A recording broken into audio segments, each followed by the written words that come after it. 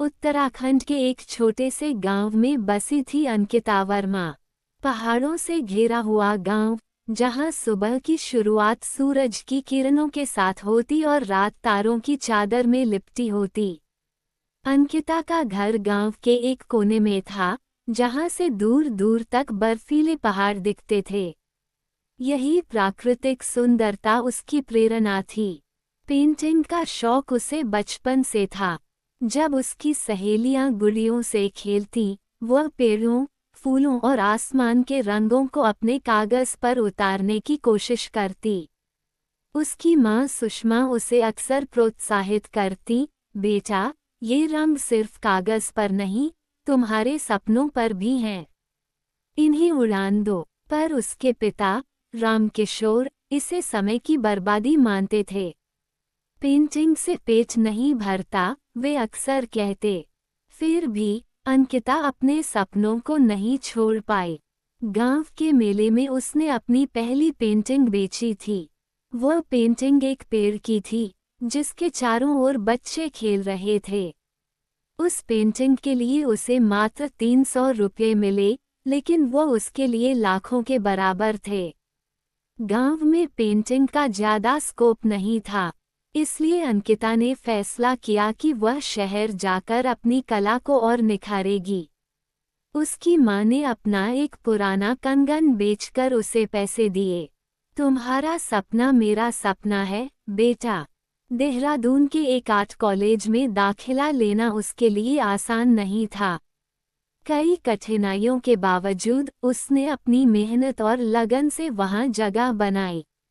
College में उसका ध्यान सिर्फ अपनी कला पर था। वह दिन रात अपने कैनवास पर नए नए विचारों को उतारती। लेकिन यहाँ भी चुनौतियाँ खत्म नहीं हुईं।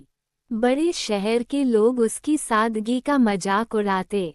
गांव की लड़की, क्या यहाँ टिक पाएगी? ऐसे ताने उसे सुनने को मिलते। पर वह चुपचाप सब सहती रही और खुद को साबित करने में जुटी रही। आर्यन मल्होत्रा एक प्रसिद्ध लेखक था। उसकी किताबें रोमांस और प्रेरणादायक कहानियों के लिए जानी जाती थीं। लेकिन अपनी असली पहचान छुपाने के लिए वह एक उपनाम का इस्तेमाल करता था। हाल ही में उसे एक नई कहानी लिखने की प्रेरणा चाहिए थी, इसलिए उसने पहाड़ियों पर कुछ समय बिताने का फैसला किया। देहरादून के एक आर्ट प्रदर्शनी में आर्यन गया। वहां उसने अंकिता की पेंटिंग देखी। पेंटिंग में एक महिला का चित्र था, जो पहाड़ों के बीच खड़ी होकर अपने सपनों की ओर देख रही थी। उस पेंटिंग में इतनी गहराई थी कि आर्यन उसका मतलब समझने के लिए बेचैन हो गया। प्रदर्शनी के बाद वह अंकिता से मिलने पहुंचा। तुम्हारी पेंटिंग्स में कुछ खास है, उसने कहा। अंकिता ने सिर झुका लिया।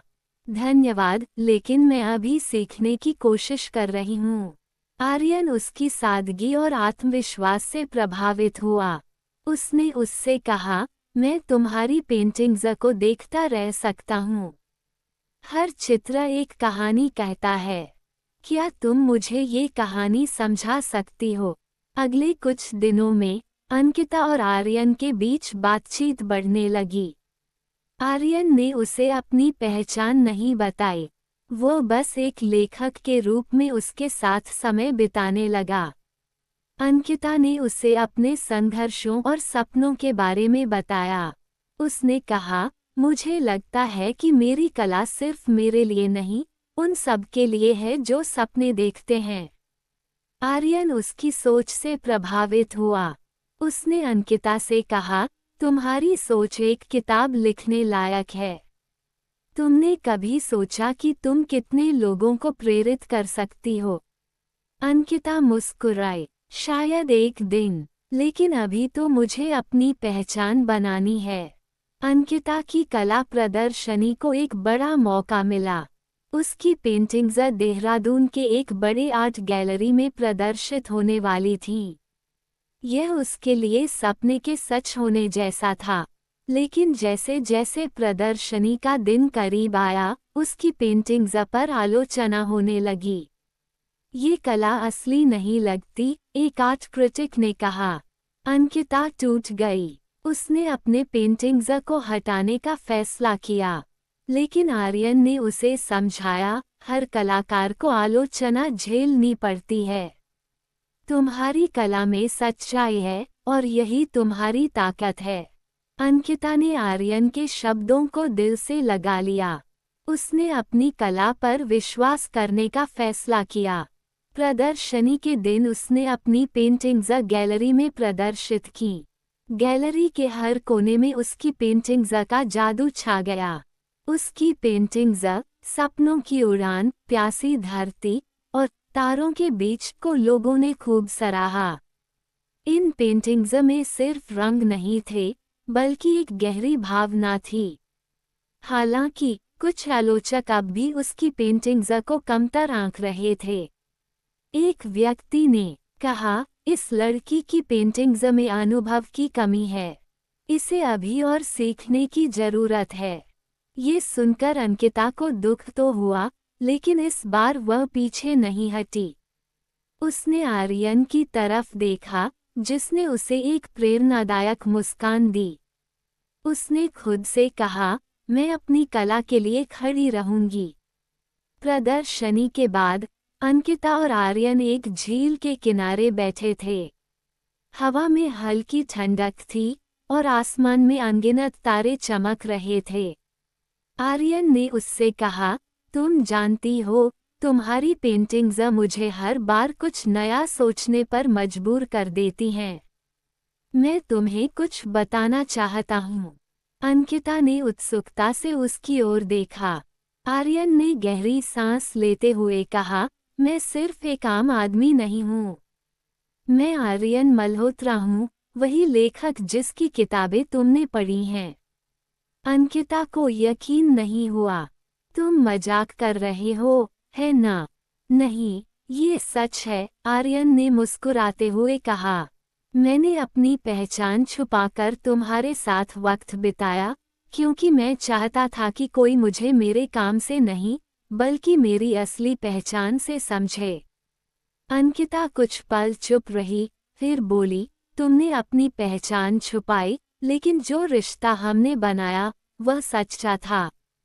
मुझे खुशी है कि तुमने सच बताया। आर्यन और अंकिता के बीच अब सिर्फ दोस्ती नहीं रही। दोनों एक दूसरे के प्रति गहरी भावनाएं महसूस करने लगे।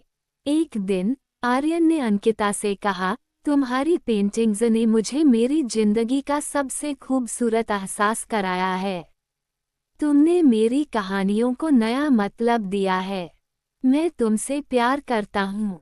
अंकिता की आंखें भर आईं। उसने जवाब दिया, मैंने हमेशा अपने सपनों के साथ जीना सीखा, लेकिन तुमने मुझे सिखाया कि प्यार और सपनों के बीच संतुलन कैसे बनाया जाता है। मैं भी तुमसे प्यार करती हूँ। आर्यन ने अंकिता की मदद से उसकी पेंटिंग्स को अंतर्राष्ट्रीय स्तर पर प्रदर्शित करने का सपना देखा। दोनों ने मिलकर एक आर्ट गैलरी खोली, जहां नए कलाकारों को मौका दिया जाता था। अंकिता ने अपने गांव लौटकर अपनी मां को गले लगाया और कहा, मां, आपके दिए हुए कंगन की कीमत मैंने समझी। वह मेरी पहली उड़ान थी। उसके पिता, जो कभी उसकी कला के खिलाफ थे, अब उसकी उपलब्धियों को देखकर गर्व महसूस करने लगे। अंकिता और आर्यन ने एक नई किताब लिखी, जिसका नाम तारों के बीच था। ये किताब उनकी जिंदगी के संघर्ष और प्यार की कहानी थी। कहानी ने ये संदेश दिया कि अगर सपनों के साथ सच्चा प्यार हो, तो कोई भी मुश्किल हमें रोक नहीं सकती। दोनों ने एक दूसरे का हाथ थामे अपने सपनों की दुनिया में कदम रखा। आज उनकी कहानी उन हजारों लोगों के लिए प्रेरणा बन गई, जो अपने सपनों को सच करने की हिम्मत रखते हैं।